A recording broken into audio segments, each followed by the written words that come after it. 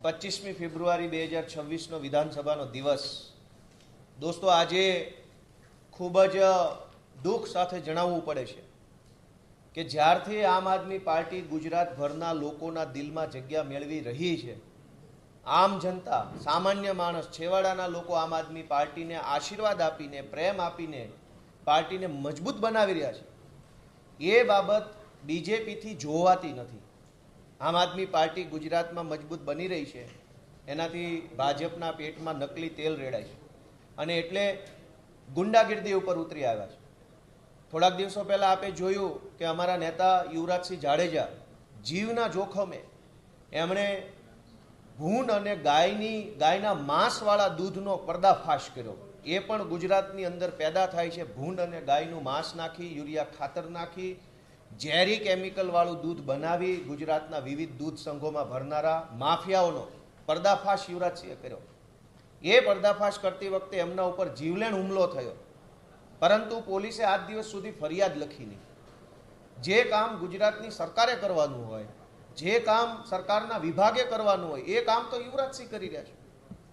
યુવરાજસિંહને award આપવાના બદલે, સન્માનિત કરવાના બદલે એમના ઉપર હુમલો કરનારા માફિયાઓને ભાજપની સરકાર છાવરે છે. એ બહુ દુર્ભાગ્યપૂર્ણ છે. અને જ્યારથી આમ આદમી પાર્ટી મેં કીધું એમ મજબૂત બની, તો હુમલાઓની રાજનીતિ ચાલુ થઈ. ગઈકાલે ગોંડલના અમારા આમ આદમી પાર્ટીના નેતા જિગીશાબેન પટેલ ઉપર મહિલાઓના ટોળા દ્વારા હુમલો કરાવવામાં આવ્યો. ત્યાં ગોંડલ નગરપાલિકા વિસ્તારના કેટલાક પ્રશ્નોને લઈ આમ જનતાએ જિગીશાબેનને રજૂઆત કરી કે અમારા મત વિસ્તારમાં, અમારા વિસ્તારમાં આ પ્રશ્ન છે, તમે સાંભળવા આવો. સામાન્ય જનતાને ભાજપના માણસોથી કોઈ ઉમ્મીદ અપેક્ષા નથી, કેમ કે ભાજપના માણસો કામ ઓછું અને ગુંડાગીર્દી જાજી કરે છે. એટલે જનતાએ પોતે જિગીશાબેનને ત્યાં બોલાવ્યા અને જ્યારે જિગીશાબેન ત્યાં ગયા ત્યારે ભાજપના કોઈ ગુંડા જેવા કોર્પોરેટરે મહિલાઓનું ટોળું મોકલી કાયરતાપૂર્ણ હુમલો એક મહિલા ઉપર કરાવડાયો. બહુ મરદ મૂછાળા હોત તો આવવું તું પોતે સામે અને કરવી હતી લવારી, તો તમને ખબર પડે કે અમારી જિગીશાબેનમાં કેટલો દમ છે. પણ કાયરતાપૂર્ણ કૃત્ય, જેમ રામાયણમાં રાવણ છે એ સાધુનો વેશ ધરીને આવ્યો, એમ ભાજપના ગુંડાઓ હવે બહેનોને આગળ કરી રહ્યા છે. આ દુર્ભાગ્યપૂર્ણ ઘટના બની છે, એનો આમ આદમી પાર્ટી સખત સજ્જડ વિરોધ કરે છે. અમે માનનીય મુખ્યમંત્રીશ્રીનું પણ ધ્યાન દોરશું કે વારંવાર આમ આદમી પાર્ટીના મોટા પ્રદેશ નેતા ઉપર જે હુમલાઓ થાય છે, એ ગંદી યુપી બિહાર જેવી રાજનીતિ અહીંયા ગુજરાતમાં બંધ કરી દો. હુમલાઓની રાજનીતિ એ ગુજરાતનું સંસ્કૃતિ નથી. ગુજરાત વાદ સંવાદની રાજનીતિ કરે છે. હુમલાઓ કરવા, ગાડીના કાચ તોડી નાખવા, તલવારો મારી દેવી, હિંસા કરવી એ ગુજરાતનું કલ્ચર નથી. એટલે આજે આ અમારા યુવરાજસિંહ જાડેજા અને જિગીશાબેન પટેલ ઉપર ભાજપના માણસોએ જે હુમલો કર્યો છે એને અમે સખત શબ્દોમાં વખોડીએ છીએ.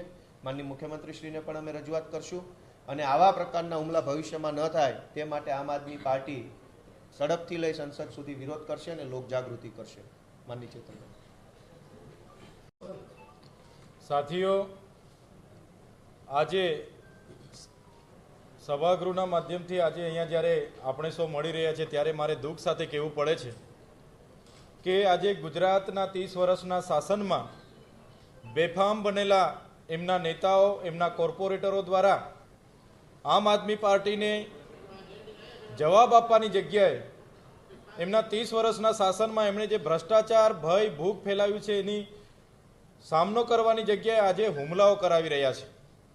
તમને બધાને ખબર છે, અગાઉ અમારા યુવા નેતા યુવરાજસિંહ જાડેજાએ જે નકલી દૂધ જે ડેરીમાં ભરવામાં આવે છે, ડેરીના પુરાવાઓ પણ આપ્યા, વિડીયો આપ્યા, ફૂટેજ આપ્યા, બધું જ આપ્યું, તો એમના પર કાર્યવાહી કરવાની જગ્યાએ બસ માત્ર દેખાડા કરીને આ ગુજરાત સરકારના પોલીસ તંત્રએ એમને જતા કર્યા. એ જ પ્રકારે ગતરોજ જિગીશાબેન પટેલને ત્યાંના સ્થાનિકોએ કીધું કે અમારી આ સમસ્યા છે. જિગીશાબેન પટેલે ત્યાંના કોર્પોરેટરને ફોન કર્યા કે આ પ્રકારની તમારા વોર્ડમાં સમસ્યા છે અને આપણે જઈને એનું સમાધાન કરી આવીએ, તમે પણ આવજો. તો એ કોર્પોરેટરે ત્યાં અસામાજિક તત્વોનું એક ટોળું ઊભું કરીને અને જિગીશાબેન પટેલની ગાડીના કાચ તોડી નાખ્યા, એમના પર જાન લેવા હુમલો કર્યો અને અત્યાર સુધી પોલીસે FIR નથી કરી. જિગીશાબેન સારવાર હેઠળ છે તો પોલીસ કોની રાહ જુએ છે? એક બાજુ આ લોકશાહી દેશના ધારાસભ્યને તથાકથિત સામાન્ય બાબતમાં એટીવીટીની મિટિંગમાં કાચનો ગ્લાસ મારી એમ કરીને FIR થાય એના પહેલા ધરપકડ કરી લેવામાં આવે છે. એક ધારાસભ્ય તરીકે અમને તથાકથિત કેસોમાં ખોટી એફઆઈઆરોને અંતર્ગત અમને 80 દિવસથી વધારે જેલમાં રાખવામાં આવે છે અને અમારા જે જિગીસાબેન પટેલ પર જ્યારે જાન લેવા હુમલો થયો તો પોલીસ કોની રાહ જુએ છે? કેમ એફઆઈઆર કરતી નથી? આખો ગુજરાત અને આમ આદમી પાર્ટી જિગીસાબેન પટેલ સાથે છે. જો જિગીસાબેન પટેલને ન્યાય નહીં મળશે તો આવનારા દિવસોમાં સડકથી લઈને આ વિધાનસભાના ગૃહ સુધી અમે રચનાત્મક કાર્યક્રમો આપીશું અને આ તાનાશાહી ભાજપની સરકારને જવાબ આપીશું.